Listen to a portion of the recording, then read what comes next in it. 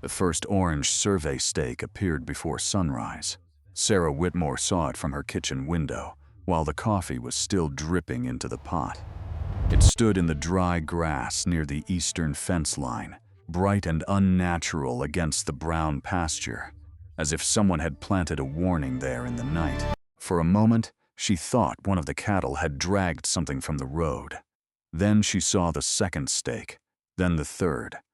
Then the white pickup truck parked beyond the fence. By 7:30, a bulldozer was idling beside the dirt access road, its engine low and steady, shaking the morning air before the sun had fully cleared the ridge. Sarah wiped her hands on a dish towel and stepped closer to the window. The Whitmore fence had been there for as long as she had known the farm. Her late husband, Daniel, had repaired it every spring before the rains came. His father had walked that same line before him. The posts leaned in places. The wire sagged near the dry creek bed. A few of these staples were older than Sarah herself, but the line had never moved. It marked the eastern boundary of the Whitmore farm.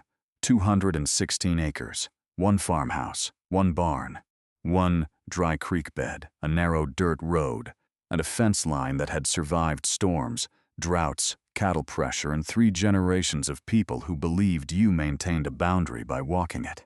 Now, a Billionaire's resort project was pressing against it from 3 sides. Sarah's son Noah was sitting at the kitchen table, eating cereal over one of Daniel's old notebooks. Noah was 10 years old, small for his age, and quiet in the way children become quiet when they grow up inside a house where bills are discussed in low voices. He looked up when his mother stopped moving. "Mom?" Sarah did not answer. Outside, a man in a white hard hat stepped out of the pickup, checked a tablet, and pointed toward the fence. A second worker raised a sledgehammer and drove another orange stake into the soil. This one was clearly on Sarah's side.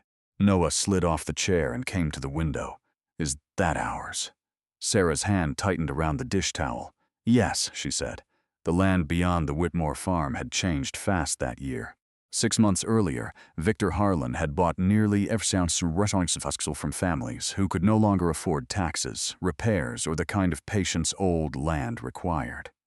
His company, Harlan Ridge Development, announced plans for a luxury mountain resort with private villas, a spa, golf access, equestrian trails, and a lodge built to look rustic for people who had never fixed a real fence in their lives.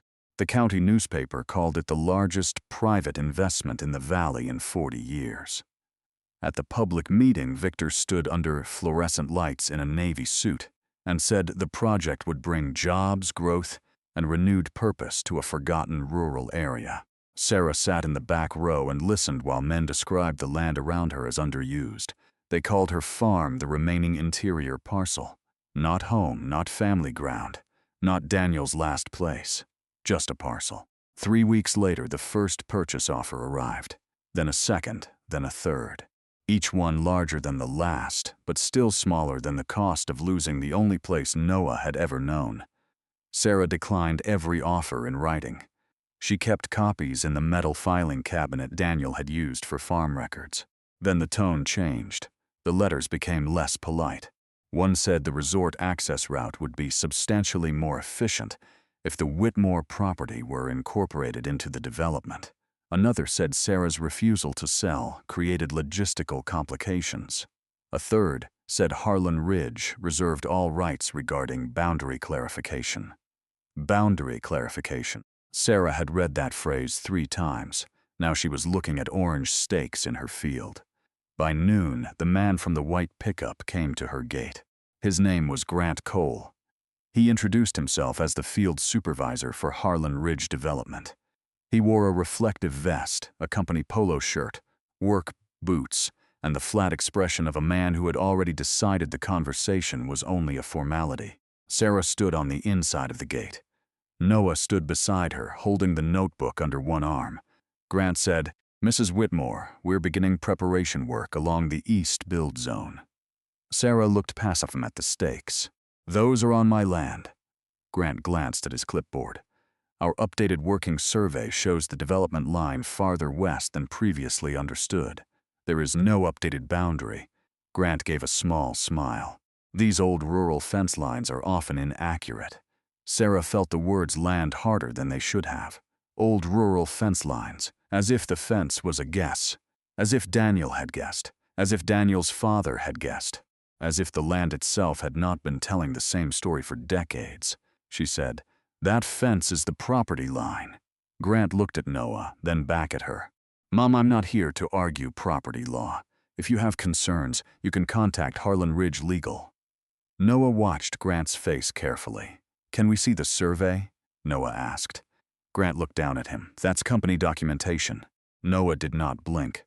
"So you can move our fence with it, but we can't see it?" For the first time, Grant's expression changed, only slightly. But Sarah saw it. Grant closed his clipboard. "We'll proceed according to our instructions." Then he turned, got into his truck, and drove away. That evening, Sarah barely touched dinner. Noah kept looking out the window toward the eastern field. The orange stakes stood there in the fading light, small but impossible to ignore. The bulldozer had left tracks near the road. The crew had gone home, but it felt like they had left something behind in the air, a kind of pressure. Sarah washed the dishes after Noah went to bed. She stood at the sink and looked at her own reflection in the dark window. She was 38, but the last 3 years had put more age in her face than the first 35. Daniel had died in October, pinned under a tractor he had been repairing, alone because Sarah had been in town picking up feed and Noah had been at school. By the time she got the call, there was nothing left to do but drive home carefully because everyone kept telling her not to speed. After that, the farm became both home and burden. Every broken gate was Daniel. Every unpaid bill was Daniel. Every sunrise over the pasture was Daniel too. People told her she was brave. Sarah did not feel brave. She felt tired. But the land was the last thing Daniel had left his son that could not be folded into a box and stored away. So she stayed. The next morning they cut the fence. Sarah heard the machine before she saw it. A skid steer rolled up beside the eastern line just after 8. 2 workers climbed out with bolt cutters. One cut the upper wire between posts 14 and 15. Another cut the lower strand. A third wrapped a chain around one of the old wooden posts and pulled it loose from the ground. The post came up with a crack. Sarah ran from the barn. No, Noah ran behind her. The machine stopped. Grant Cole was already there. Sarah pointed at the broken fence. "You had no right to touch that." Grant said, "The work is within our active boundary." "It is not. Our documents say it is." "My deed says it isn't." Grant sighed like she was wasting daylight. "Mrs. Whitmore, this is exactly why Harlan Ridge made you a purchase offer. This kind of dispute slows everyone down." Noah heard that. He heard the real meaning under it. Sell and this becomes easy. Refuse and we make it hard. Sarah stood there shaking, not from fear, but from the effort of not falling apart in front of her son. Noah turned and ran back to the house. He returned 3 minutes later carrying 4 things: his father's old digital camera, a yellow measuring tape, a pencil, and the notebook he had been using at the kitchen table. Sarah saw him kneel beside the broken post hole. "Noah, stay away from the machine." "I'm not near the machine," he said. "I'm near the fence." He placed the measuring tape from the old post hole to the nearest orange stake. 21 feet, 8 inches. He took a photo. Then he wrote in the notebook, June 12th, 8:17 a.m., fence cut between posts 14 and 18. Orange stakes placed 21 feet, 8 inches west of old fence line. Grant stared at him. "What are you doing?" Noah lifted the camera and took another photo. This one showed Grant, the broken fence, the skid steer, and the orange stakes in one frame. "Documenting it," Noah said. Grant took 1 step toward him. "You need to stop taking pictures of my crew." Noah looked at the ground. "This is my mom's land." Grant said, "Not according to the updated line." Noah wrote again. 8:21 a.m. Grant Cole says updated line. Refused to show survey. Grant's jaw tightened. Sarah stepped between them. "Do not speak to my son like that." Grant looked at her for a long second, then raised his hand toward the machine operator. The crew stopped for the day, but the damage was already done. Posts 14 through 18 were down. The wire was cut in 3 places. Tire marks crossed the grass where Daniel had once told Noah not to ride his bike because the creek bed dipped sharply there after rain. Noah spent the next hour taking pictures. He photographed every broken post, every cut wire, every orange stake, every tire mark on Sarah's side of the fence. He placed the measuring tape in every frame because he had once watched his father photograph a roof leak that way before sending it to the insurance company. A photograph without scale, Daniel had told him, is just a picture. Noah had remembered that. He photographed the post holes from straight above, then from the side, then with the farmhouse in the background.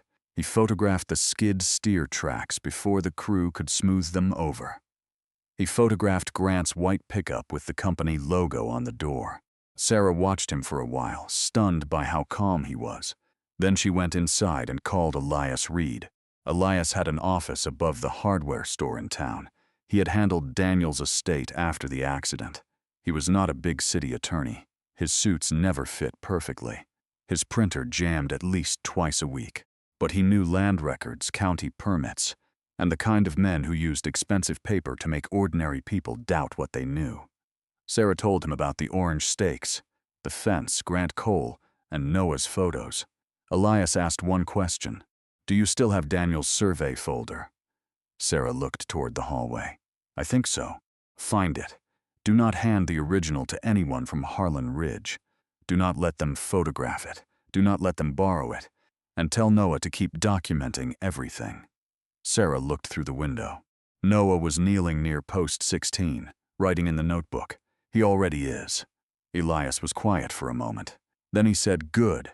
Sarah found the folder in the metal filing cabinet in the spare room. Daniel had labeled it in black marker.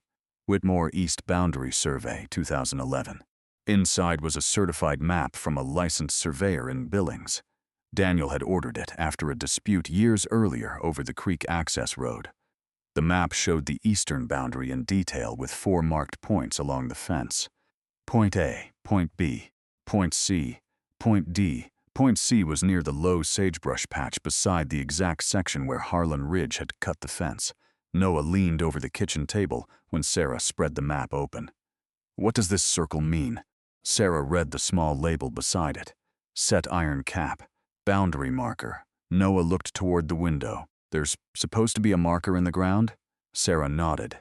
"Then why didn't their survey team use it?" Neither of them said the answer out loud. That night, Noah could not sleep. Sarah found him at the kitchen table after midnight, the notebook open, the camera beside it. Daniel's survey map still spread across the wood. "Noah," she said softly. He looked up. "If they move the line here," he said, pointing to the orange stakes on his sketch, "then the access road gets wider." Sarah came closer. Noah had drawn the fence, the stakes, the creek bed, and the route Harlan Ridge wanted to use for heavy equipment. His drawing was not perfect, but it made the problem visible. If Harlan Ridge accepted the old boundary, the resort access corridor had to bend east and avoid a slope near the creek. If they moved Sarah's line 22 feet west, the corridor became straight, cheaper, faster, easier. Sarah sat beside him. "You should be asleep. So should you." She almost smiled. Then Noah said, "Dad would have known where that marker was." Sarah looked at the survey map. "Yes," she said, "he would have." The next morning, before the crew arrived, Sarah and Noah walked to the eastern field. Noah carried the camera. Sarah carried the survey map in a plastic sleeve. They counted from the north corner. Post 11, Post 12, Post 13, Post 14, removed. Post 15, removed. Post 16, removed. The low sagebrush patch was exactly where the map said it should be, but the soil around it looked wrong, loose, freshly disturbed. There were boot prints pressed into the dirt. There was also a scrape mark where something hard had dragged across the ground. Noah knelt and brushed the dirt away with his fingers. Nothing. He moved closer to the roots. His fingertips hit metal. He froze. "Mom," Sarah knelt beside him. Slowly, Noah cleared the soil. A round metal cap appeared beneath the dust. It was scratched, old, and partly hidden under the sagebrush, but the stamped letters were still readable. "Whitmore East Boundary, 2011. Sarah stopped breathing for a second. The marker was exactly where Daniel's survey said it would be. Not where Harlan Ridge had placed the orange stakes, not where Grant Cole claimed the new line was, exactly where the old fence had always stood. Noah placed the measuring tape beside the marker. He took one photo straight down, one photo from the fence line, one photo showing the orange stakes in the background, one photo showing the broken post holes. Then he filmed the marker, the loose soil, the boot prints, the old fence line, and his mother holding Daniel's survey map. Sarah wiped her face once. She was not crying because she was afraid. She was crying because Daniel had left proof behind. By 10 o'clock, Elias Reed was standing in the field with them. He crouched beside the metal cap, put on his glasses, and compared the stamp to the survey. Then he looked at the orange stakes. How far? Noah already had the tapes stretched across the dirt. 22 feet from the marker to the closest orange stake. 21 feet 8 inches from the old post hole to the same stake. Elias looked at him. You measured twice? Noah nodded. And I took pictures from both places. Elias stood. Sarah asked, is that enough? Elias looked toward the resort cranes rising in the distance. It's more than enough to start trouble. By that afternoon, Elias had pulled the county records. There had been no boundary adjustment, no new deed, no easement across Sarah's land, no permission for Harlan Ridge to move the fence, no recorded agreement giving them access to the eastern pasture. But there was something worse for Victor Harlan. The resort's county permit required all construction near adjacent private land to remain inside the approved development boundary until property lines were verified by county-approved survey documentation. Harlan Ridge had not just crossed Sarah's fence. They had violated the condition of their own permit. Elias wrote a legal notice that night. It was 6 pages long. He attached Noah's photographs, Daniel's 2011 survey, the county property record, and a map overlay showing the orange stakes 22 feet inside Sarah's land.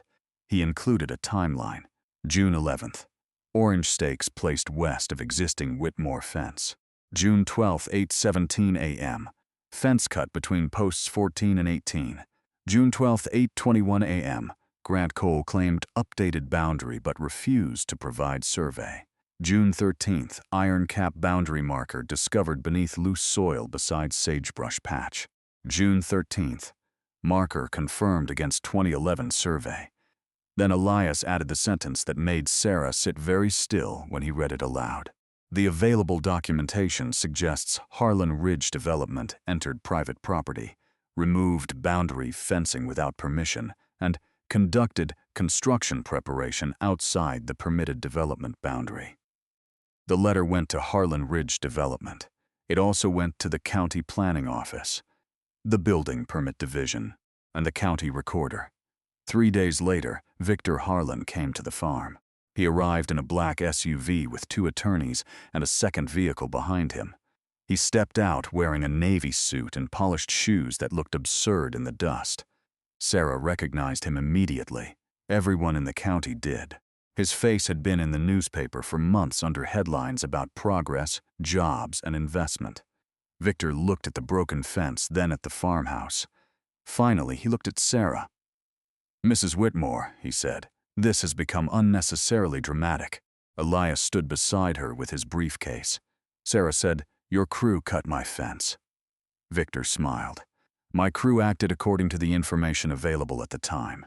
Noah stood behind his mother holding the notebook. Victor glanced at him. And this is the boy who found the marker?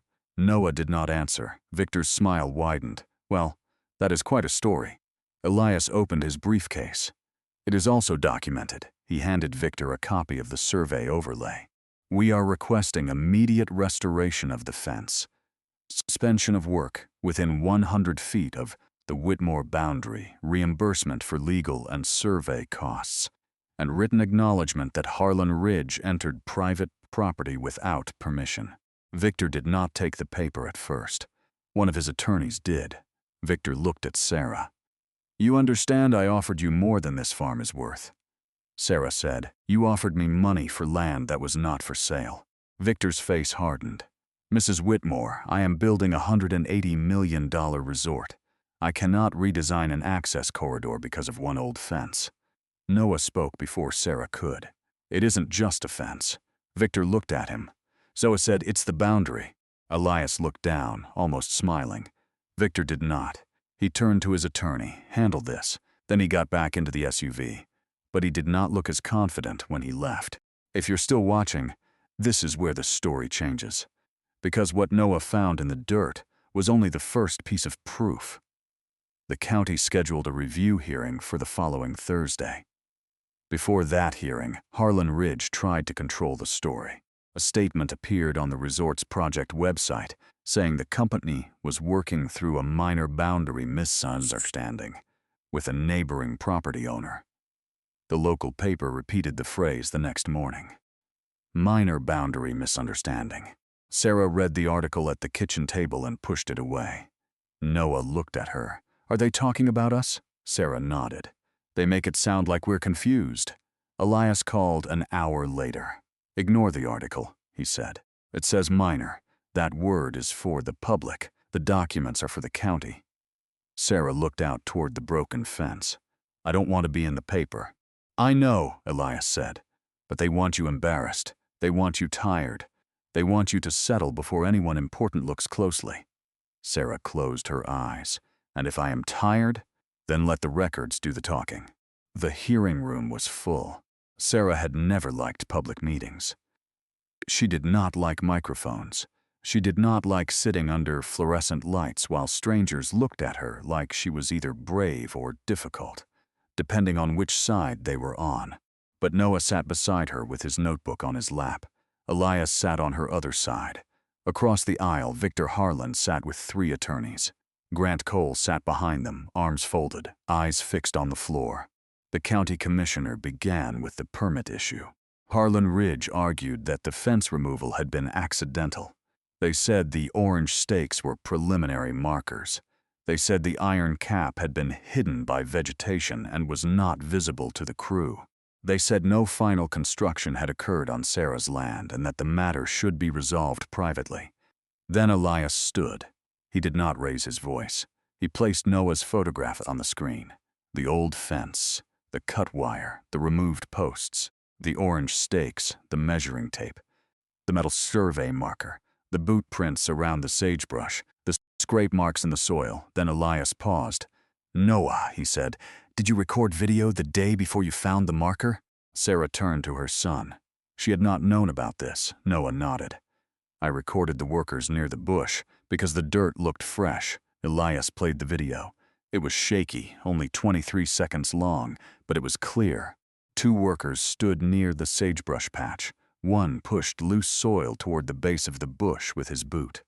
Then he looked back toward Grant Cole, who was standing several yards away beside the skid steer. The room went silent. One of Harlan's attorneys stood. That video does not prove intent. Elias nodded. No. But it proves the location was disturbed by Harlan Ridge workers before the marker was discovered buried under loose soil. It also proves their stakes were already placed 22 feet inside the Whitmore boundary before any lawful adjustment was recorded. Then Elias turned to Noah. Would you read your notebook entry from June 12th? Noah opened the notebook. His voice was small at first, then steadier. June 12th. Fence cut between posts 14 and 18. Orange stakes are inside old fence. Line Grant Cole says updated line. He would not show survey 8:29 a.m. Loose dirt near sagebrush patch. Boot prints. Took photos. Marker found June 13th under loose soil. Marker matches Dad's 2011 survey. He stopped. The room stayed quiet. That was the thing about records. They did not have to be loud, they just had to be clear. The county suspended work along the Whitmore boundary that afternoon. Not the whole resort. Not yet. But every part of the project touching Sarah's land was frozen pending investigation. Victor Harlan left through a side door. Grant Cole followed.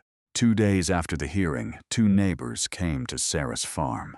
The first was Mrs. Keller, who owned the old parcels north of the creek before selling it to Harlan Ridge. She brought a folder of photographs from 2014, taken after a spring flood had washed debris against the Whitmore fence. In the background of one photo near the sagebrush patch, the metal survey cap was visible.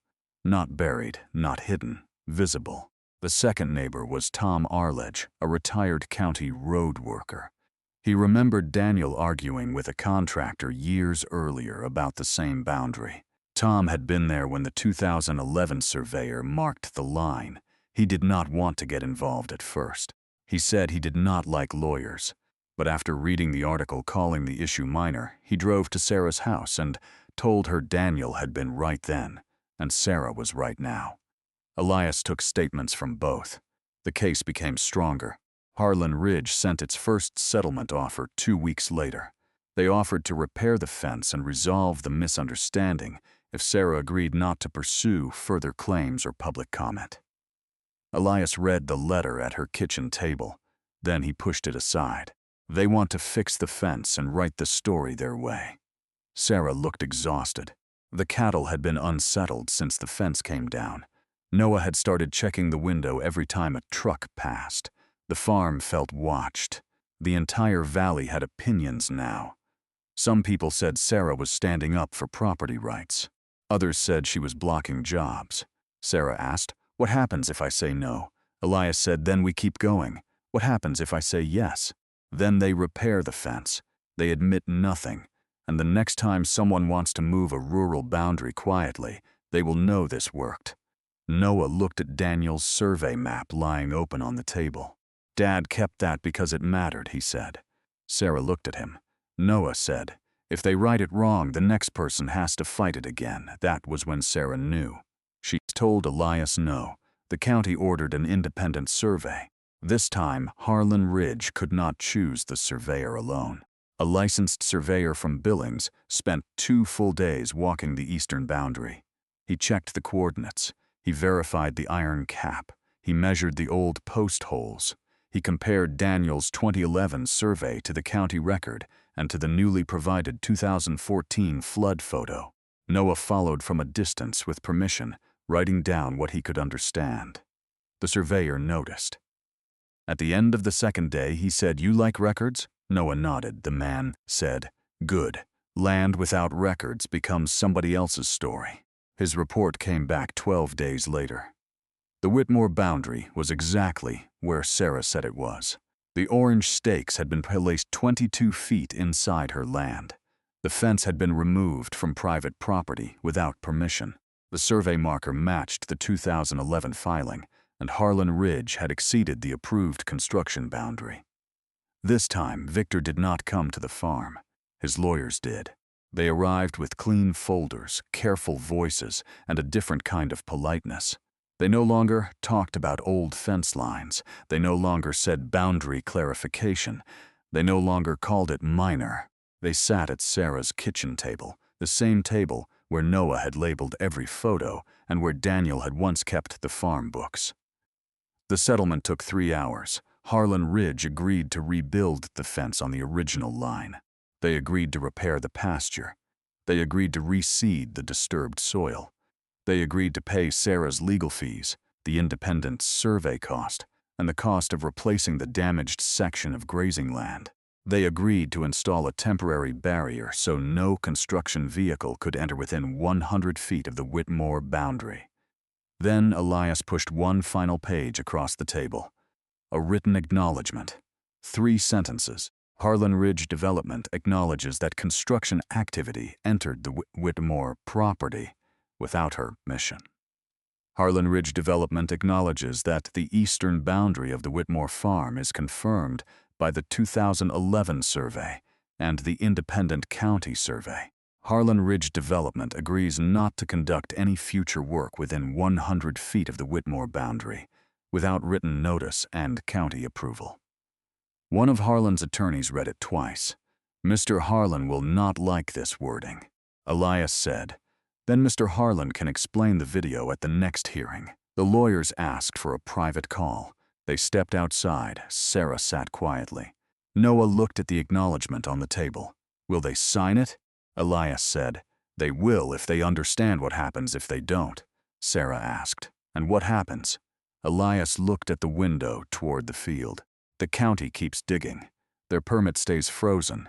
The paper keeps writing, and Mr. Harlan discovers that moving 22 feet of land can cost more than redesigning a road. 20 minutes later, the lawyers came back inside. They signed. On a Saturday morning in late August, the new fence went up. Sarah did not let Harlan's crew do it alone. She stood there the entire time. Elias stood there. Noah stood beside her with his notebook. The workers set the posts exactly where the old ones had been. Post 14, post 15, post 16, post 17, post 18. The new wire was pulled tight. The gate latch was replaced. The ground was reseeded. The tire ruts were leveled. Near the sagebrush patch, a small protective steel ring was installed around the survey marker, so it could never be hidden again without someone noticing. When the workers left, Noah knelt beside the marker and brushed away a little dust. Sarah stood behind him. "You did good," she said. Noah looked at the metal cap. "I just took pictures." Sarah shook her head. "No, you paid attention." That evening, Sarah placed 4 things in the metal filing cabinet: Daniel's original survey, the independent county report, the neighbor's 2014 photograph, and the signed acknowledgement from Harlan Ridge. Then she added Noah's notebook. He hesitated before giving it to her. "I still need that." Sarah smiled. "I'll buy you a new one." Noah thought for a moment, then opened to the last page and wrote one final line: "Fence restored, marker visible, boundary confirmed." He closed the notebook and handed it to his mother. Outside, the resort cranes still stood beyond the field, but they looked smaller now, less powerful, less permanent. The farm looked almost the same as it always had. The old barn, the dry grass, the narrow dirt road, the fence line running straight along the eastern pasture. But Sarah knew something had changed. A billionaire had bought everything around them. He had bought the ridge. He had bought the valley road. He had bought lawyers, machines, maps, headlines, and county influence. But he had not bought the truth. The truth was under the dirt the whole time, stamped in metal, marked on Daniel's survey, caught in Noah's photographs, written in a 10-year-old boy's notebook, waiting for someone small enough, patient enough, and stubborn enough to kneel down and find it. Thank you for watching until the end. If this story moved you, subscribe for more emotional stories about ordinary people who refuse to be erased.